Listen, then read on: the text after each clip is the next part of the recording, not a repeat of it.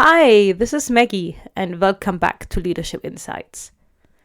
Today I'm sitting down with Neha, who's sharing her story from modest beginnings in India to living and working in Singapore, Switzerland, the US, and many more.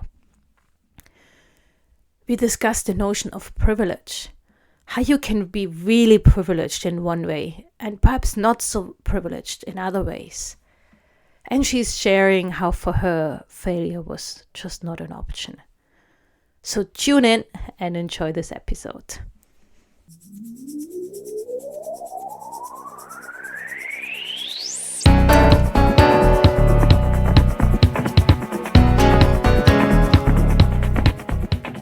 You're listening to Leadership's Insights, Navigating Career and Life. I am Maggie Rombach, your host, bringing inspiring stories and practical advice on leadership, career development, and work-life balance. Hello and welcome to Leadership's Insights, brought to you by Maggie's Mindset Mastery Academy.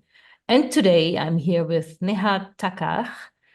So with no further ado, I give you the word directly to you, Neha. What's your leadership story? What brought you here? First of all, thank you so much, Maggie, for having me on your podcast. It is such an honor to be here. And hello, everyone listening in. I am Neha. Half jokingly, I often say that I took a very long time to figure out what I wanted to be when I grow up. But in all seriousness, it did mean I got to try lots of different things, live in lots of different countries, and actually have not a single day of my life where I was bored with what I was doing, not a single day. So that was the beauty of all of the different experiences that I've had. I've worked with academia, with Harvard, INSEAD. I've also worked with nonprofits like the Red Cross. I was a spokesperson for Asia Pacific, UNICEF.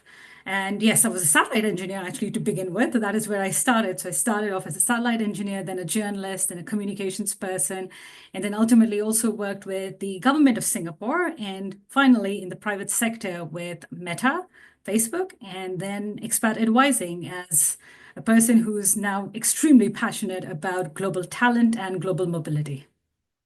Excellent. Okay, so let's dive into the questions. So it's the usual drill. We have about 6 questions, kind of digging deeper questions.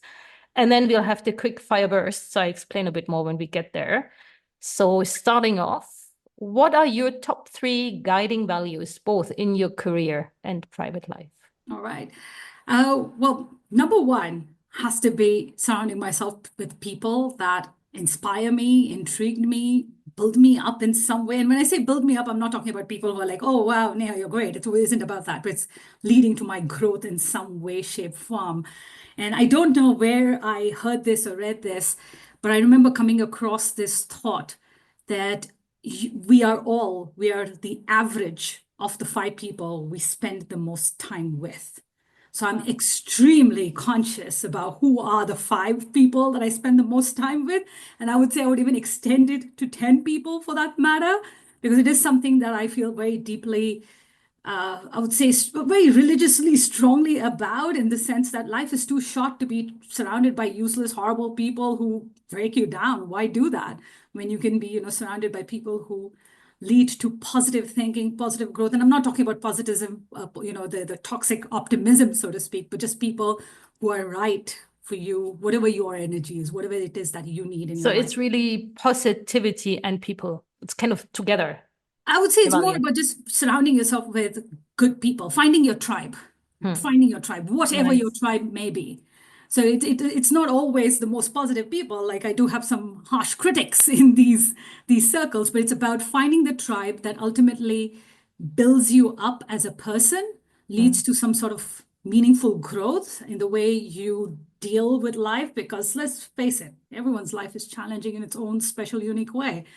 So, if you've got a tribe that can really hold us through those difficult moments and, lead us to better places, yeah, I'm all for that. And it's something I'm very, very religious about. So that's number one. Number two, at the risk of sounding a bit cliched, but definitely I do what I love and I love what I do. It's a very privileged thing to say that for the last 20 plus years that I have worked, there's not been a single day in my life that I've not loved my job. I've not loved what I've done. So it's an extreme privilege, without a doubt. And at this stage and phase of life, I'm definitely extremely pedantic about it. If I don't enjoy it, if I don't enjoy the work that I do, if I don't enjoy working with the people I work with, I'm not going to do that. As they say, you live only once, and life is too short to be doing anything except for what you love. Again, I recognize my privilege for sure by saying that. And the third thing I would say is definitely it kind of ties in with the first one in some way.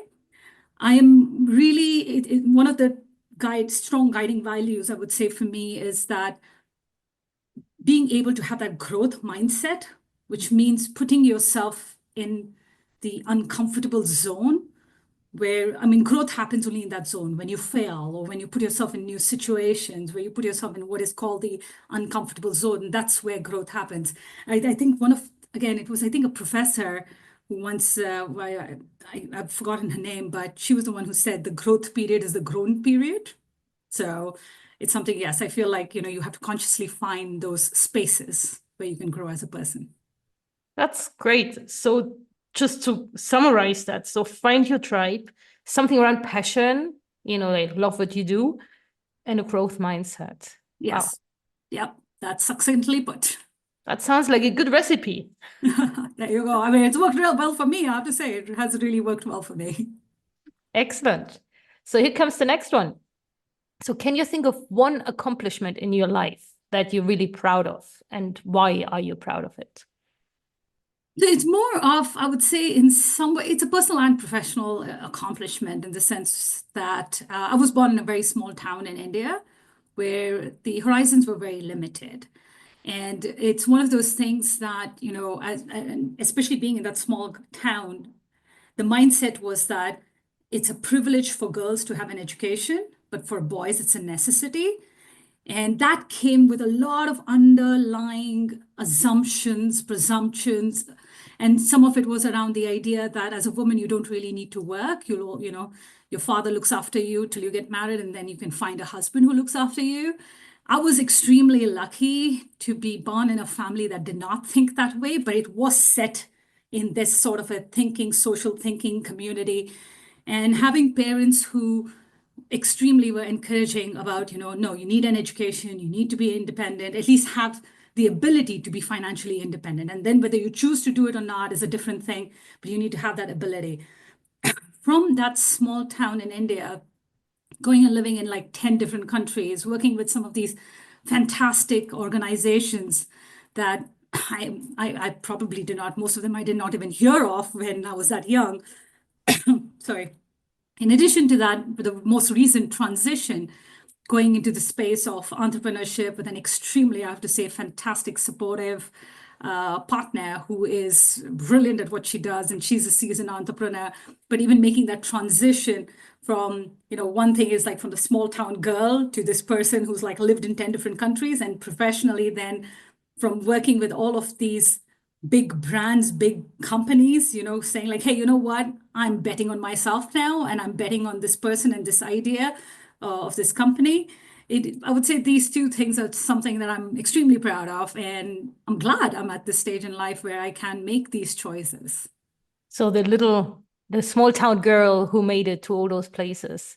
Yeah, surprisingly so. Surprisingly so. I mean, I've got a fun story about when I got into Harvard and how my mom was just like, hang on, is that the school you really wanted to get into? That's the one you're happy about? And I was like, yeah, mom, that's the one I'm happy about. Like, and this is just an illustration of that's how small a town it was, where it was only when she came for my graduation, for example, that's when she told me, Neha, I didn't realize Harvard is a big deal. It's only now when we were getting on a plane to the US and people asked us why we are going to the US. And I told them, oh, yeah, my daughter is like graduating from Harvard. So that's where we're going. And the reactions from people to that comment of hers, which was like, oh my God, she went to Harvard. That's when my parents were like, my mom more so. My dad had a sense, I think, but my mom was just like, oh, I didn't realize it's such a big deal. So that's how small a town we're talking Well, about. that's amazing. That really resonates because I feel like I'm the German version of that. I'm from a small town and I graduated in business. And I remember, so my dad is a chemist. I mean, now he's retired. He used to be a chemist.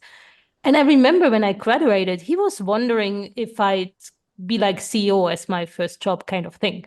Because it's just like if you're a chemist, you're the CEO of of your pharmacy, right? Yeah. So for him, that was just the thing to do. And yeah, so it's really charming to see. Actually, I think it's really great when your parents just love you the way you are and they don't even realize what you're accomplishing, because that's not what matters most to them. So that's actually a good thing, right? Yeah, it is. It is. That's the kind of unconditional love, I guess, that again, it's a privilege to have that sort of support and love in your life, which I don't think, again, everyone's got that kind of privilege. Yeah. Yeah. Yeah. Wonderful. Let's move to the next question, which is around hiring or promoting individuals or picking people work in your team or whatever it might mean in your current context. So what qualities matter most beyond technical skills? What are you looking for? I definitely say like it's an over-encompassing big word to use, but I would say attitude in general, attitude. But what I mean by that is a couple of things, and I would probably bring it down to at least three key points, but I think a broader term than that. Number one is how people connect with people. Mm. Do they have that sense of the room, sense of the person that they are talking to, and are aware and have that self-awareness as well as awareness of the space they are in? So that's one, connect with people. Number two is how they respond to challenges, because Mm. yes, when everything's hunky-dory, you know how to do things, that's great, well and good. But when it's challenging, when it's difficult, when it's not really your thing, how do you respond to that? And number three, I have to say for me, this is a very big one, is that sense of fairness. How do people embody that sense of fairness? What is fair, what's not? And how do you then make sure you always, toe that line? And I feel, especially with everything that's going on in the world right now, we need that more than anything at the moment. Absolutely. And it's so interesting because I start seeing trends in what the different leaders I'm talking to come back with on these questions. And indeed, self-awareness and how to react to failure or challenges, that seems to be a big thing. So it's really interesting to see. Yeah, no, I agree. I agree. Great. So here comes the next one. Can you share one top tip for maintaining work-life balance in this crazy, busy world these days? I have to say, I struggle with it just because I love what I do. So it's more because of that than any other pressures or anything else. And I have to give credit to the founder of the company that I am with, Expat Advising. She is a massive proponent about work-life balance. So that really helps. And for organizations in general, I have to say it has to be a top-down approach. Leaders have to embody that work-life balance. But I feel every now and then having a reminder that the graveyards are full of indispensable people is a good one. So every time I think like, oh, I should probably be a little bit more conscious about it. This is the quote kind of that just balances me a little bit. Because let's face it, I mean, you pass away tomorrow, your job will be advertised perhaps even before your funeral is done. That's just the reality of the world. But the people who will really miss you and they can't really have a job advertisement out there for you is, your partner, your sibling, your parent, your child. They can't replace you. You can't be replaced in their lives. But in a work setting, everyone's replaceable. And that's a good reminder every now and then. Absolutely. I actually learned that very early in my career. When I started working, I was like this super high fly, super gifted young product manager at the time. And then I chose to quit and go travel the world for a year. So I was indispensable until the moment I handed in my notice. And then in like 2 seconds, they already forgot about me. And that was just, actually good to see, because you just realize, yeah, you're not, it's like the second you're gone, somebody else is already ready to jump on your job. And that's actually okay. No, that's true, 100%. I have to say, I wish I'd learned it earlier in my life. I literally learned that, like, I think about 3, 4 years ago. So I'm kind of ashamed in that sense. Like, after working for 20 years, is where in that was a little bit of an awakening call, especially when you see all of these layoffs happening around the world, the way at the scale that they're happening with different industries. It does make you think, like, hang on, how much time and effort and how much you burnt the candle at both the ends to make things happen for this company. And the company has just like replaced you in a split second. Like, and it's definitely those headlines that got me thinking, well, I could be, yeah, it could happen to any of us. And then what? And is this really how I want to be defined? Hmm. And is this is this is not the place that's going to miss me. What's going to miss me is, my friends, my family, all of that. So yes, I wish, Maggie, I was wiser and, like you, much earlier in life. So kudos to Oh, you. but it didn't stop me from making my own mistakes because, I think we're passionate people, right? We still want to give it all in our job. So that Yeah. then comes with a whole other set of challenges. Yeah. But, I think it's both to be aware of both. You want to give it all, and you also want to make sure you put on your oxygen mask when you need it. Mm. So, 100%. You put it really, really well, because I think that is what it is. Like, having worked with you as well, I know you're super passionate. You're bloody good at what you do. So it's not that you need to not show up 100%.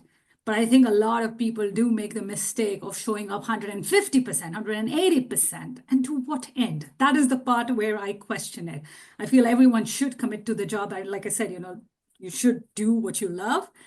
And then, yeah, show up 100%. But let's just stop at 100%. We don't need the overdoing culture, hustle culture, whatever you want to call it. It's eroding human relationships in a way that is irreversible and unnecessary, both.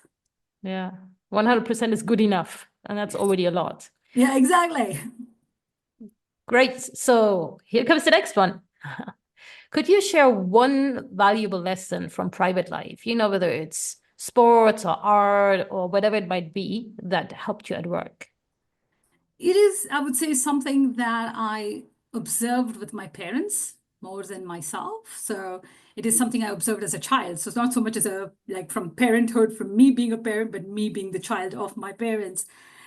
Being born in that small town, as I mentioned earlier, they did take some decisions for their daughters, which were considered a little, let's just say, unconventional. And that then led them to be completely unintentionally, they ended up being trailblazers of sorts. And having witnessed that, like, through the life, through my, very young life, having witnessed them explaining to other people their decisions, which were not conventional. And we're talking about something as stupid and silly as sending their daughter abroad for education at the age of 17, 18. That was highly controversial, extremely controversial. But they stuck to their guns despite the fact that there were a lot of discouraging voices, a lot of voices, bringing in the concern in a parent that is completely understandable, especially for a teenage girl. So the fact that they stood by their grounds and they were like, no, we know this is the right thing to do. We know it's right for her. It's right for us. It may not fit in with the rest of what are the expectations. And we're going to take a chance on her. We trust her. We trust our upbringing of her. That took so much courage. And that is something that when I find myself in a difficult situation, which is, let's just say, not the norm, I keep reminding myself that, hang on, if they could do that, like, 30 years ago in a small little town in India, surely I can do it right now. Like, I can stand my ground because it makes sense, because it's right, because all of that, rational and good reasoning that they held then, that, I kind of remind myself very often now, professionally and personally, both. That's really inspiring. So really to trust, to have courage, and to do the right thing, Yeah, being inspired 100%. by your parents. That's amazing. Absolutely. Absolutely. I got very, very lucky being the daughter of my parents, I've got to say. Yeah. Yeah. Well, yeah, absolutely. That's wonderful. So this is already the last question of this kind of set of questions, which is around a significant role model, which, maybe it's your parents again. And why would he or she be your role model? What makes them special? Hmm. The parents is, of course, the straightforward, very easy, quick one, without a doubt. The reason I pause is because the list is very long. The list is very long. I feel like there have been different people who inspired me in different ways at different stages and phases of my life that I'm extremely grateful for. That's one thing I think I've gotten really lucky with. And I think it's probably tied into the very first answer that I gave you, that I'm very pedantic about the kind of people I surround myself with. So, I've got my parents who, inspired me at a very young age. I've got my sisters, three of my sisters. Kunjal, Sheetal, Megha. They are the epitome of resiliency, adaptability, strength in ways that I could never ever imagine. Like it's, you know, every conversation with them is extremely inspiring. Well, a long list of friends, an extremely long list of friends who have shown me what it is to have unconditional love. They are easily my biggest cheerleaders and my harshest critics. Sometimes I'm just like, why the hell are you my friend? You're supposed to support me come what may. And they're like, no, no, no, no. We are supposed to also put the mirror in front of you and show you. So I've got these amazing friends who have taught me how to be a good friend. I've got colleagues, and interestingly and oddly, and I think I feel like I should mention it right now, given that we've recently had International Women's Day. Most of my bosses have been female, and they've been amazing, absolutely amazing role models of how I want to show up then in a professional space to be a better, reliable colleague, to be a manager, a boss that can be approached but can still hold firm in places that you need to hold firm. And yeah, like I've got to say, I've been again extremely lucky with the kinds of people I've gotten to work, my colleagues, my managers. It's been a great life. Great. So here comes my new section that, I mean, as we prepared that, I told you a bit about that. So I'm really curious and passionate about transition and how priorities change over our lifetime, and maybe how what you really wanted to do 10 years ago and you did it was amazing, but maybe you want to do something else now. So you mentioned already you moved around a lot, you were in different countries, you changed career a few times. So what was one major challenge you faced during a big life or career change, and how did you manage? The challenge I have to say was, okay, are we looking at career professional challenge or a personal one? You pick whatever you want. Oh, they're tough ones. They're tough ones.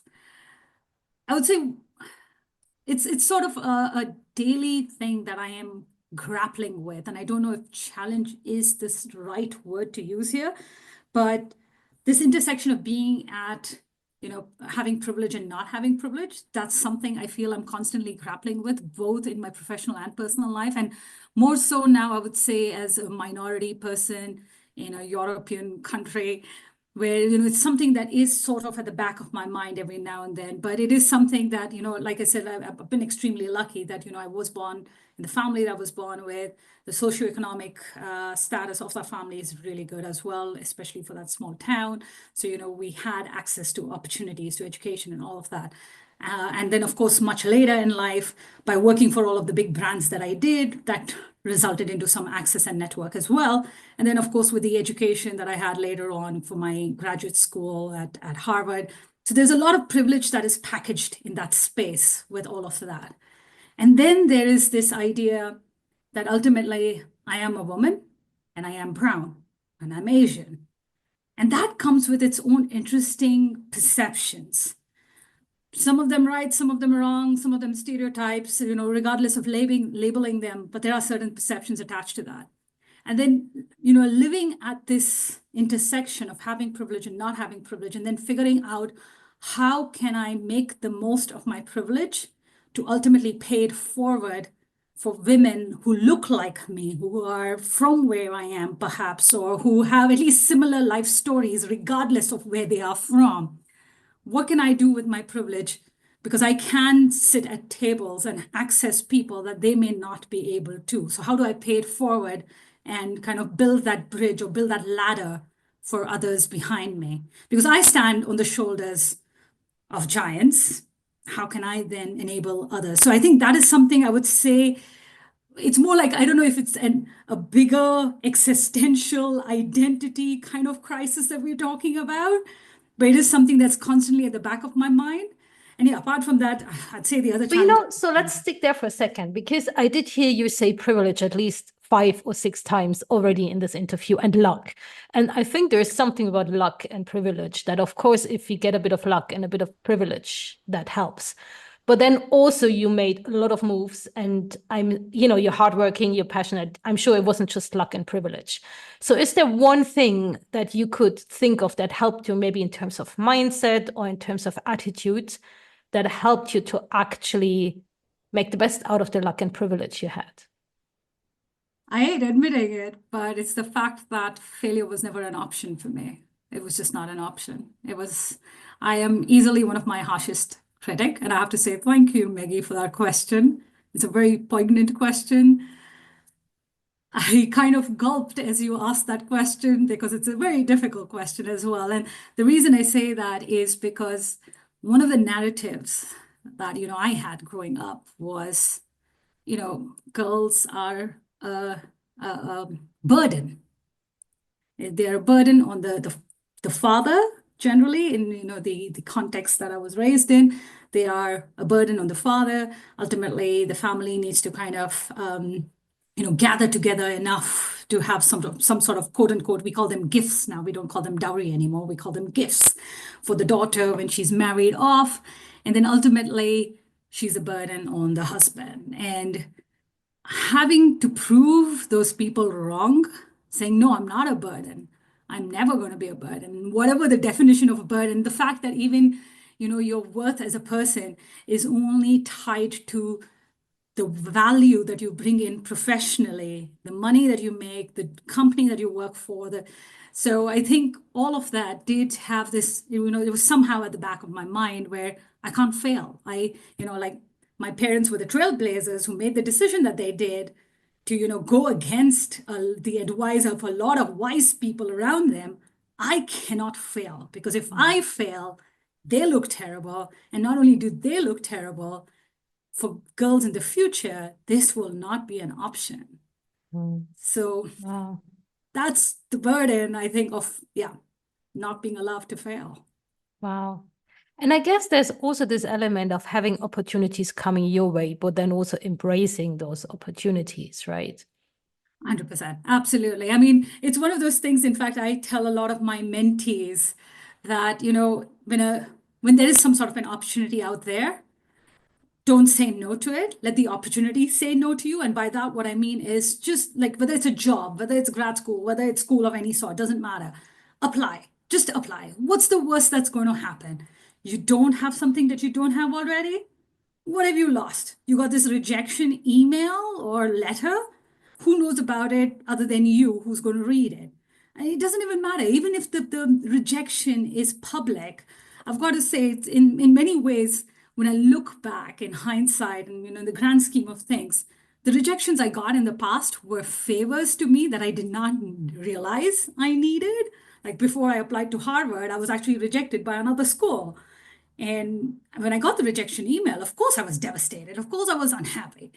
But it was because of that rejection that I applied to even Harvard the next year, Harvard being number one, and that school was much lower in the list. So, in that way, I'm like, hey, rejections can also ultimately lead you to the path that you did not intend, that you didn't plan.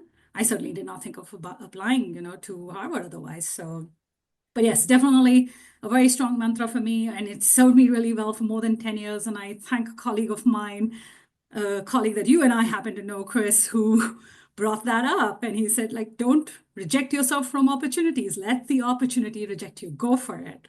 Yeah, definitely. I absolutely love that. And I think that'll be the quote headliner of this podcast because I think it's so true and it's so deep and it's so important to hear. 100%. And I'm grateful for when I heard it. And I have passed on those words to many, many people who I hope it has served them well as it has served me. It has definitely served me very well. I've definitely been more brave about giving things a shot. And I think that also ties in with one of the things that I mentioned earlier about putting myself in that uncomfortable zone where, if I gain something out of it, I learn something about it, great. If I don't, I am still going to have some sort of growth out of that experience. So it's a Yeah, win. there's another one I really like, and this is Tony Robbins. So he talks about what he calls the 7 lies of success. And one of them is there's no such thing as failure, there are only results. And I think that's also really deep because that also gets you out of this mindset. If I do this and then I fail, no, you just have bad results. And actually, funnily enough, I do that a lot with my 7-year-old. We do like an experiment, we do something that he wants to try and then he tries and it goes wrong or he doesn't succeed. I was like, okay, so this was an experiment. You tried, it didn't Yeah, work. So voila, we learned something from the experiment. Next time we do something different. Yeah. yeah, 100%. No, I couldn't agree more. I absolutely couldn't agree more. Yeah. Wonderful, my dear. This was already amazing. So here comes the next chunk, which is one of my favorite bits because it's really quick and dynamic. So these are the quick fire burst questions. So I'll be shooting 6 questions at you, and I challenge you to answer with 1 word or, maybe 2 words. Ready to go? Let's do it. Cool. So please describe your leadership style in 1 word. Adaptive. What's the key to successful teamwork? People. 1 must-read book. It's not 1 word because the title is 4 words, From Strength to Strength. Okay, I don't know that one. Another one to look up. Excellent. Type of dream jobs that you would like to have if it wasn't your current one. I love my job, so I would say this is it, being able to work with a great team. So current one, that would be my 2 words. And that's in line with your principles of love what you're doing. So good. What would be your preferred superpower if you could fly or teleport or whatever? What would it be? So this is, again, I'm sorry, it's not going to be 1 to 2 words because I'm looking for 1 to 2 words to say this, but I don't know if there's one. But basically, I would like to fix all the big world problems: war, hunger, poverty, all of that kind of stuff. Wow. What's its superpower called? A person who can do all of that. A politician? God? I don't know. I don't know. I don't think it's a politician. They're supposed to do this, but they're not. But yes, that would be it. That would be amazing. Yeah. We all wished we had that power. Yeah. So here's the last one. So what are you most grateful for?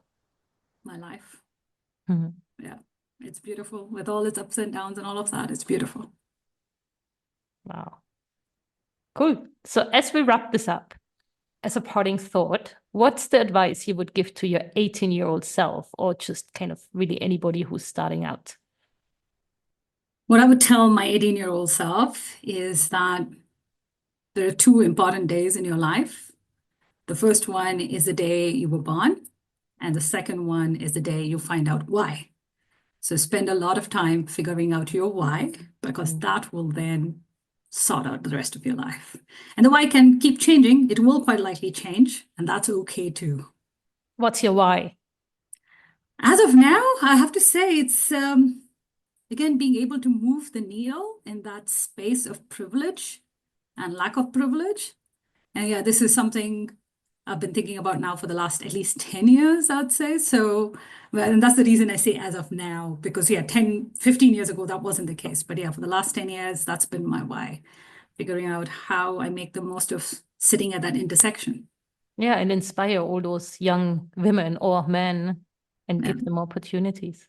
I hope so. I really, really hope so. Yes, people of color, people who do have a deep sense of potential and ability, but not necessarily the access to the kind of opportunity that I did. So that's where that whole intersection thing is. So yes, definitely be that voice and hopefully create that ladder for them. This is so inspiring, and I'm sure you will. You'll make your voice heard. So thanks so much, Neha. That was really super inspiring. It was a pleasure to catch up. So we'll be in touch. Yes, thank you so much, Maggie, for having me. It's been a pleasure talking to you here. And I've got to say, looking forward to all the exciting, amazing things you're going to be doing. Let's see what that'll be. Great. So bye for now. Bye. So that was it for today. Thanks for listening. And if you like this, subscribe and share it with anybody who might benefit from it too. And remember, leadership isn't a title, it's a mindset. And when you realign with what matters most to you and take one intentional step, you create ripples at work, at home, and in how you live. So pause, breathe, and begin. Because change always starts from within and with one little step. So what ripple are you creating today? Bye for now and see you next time.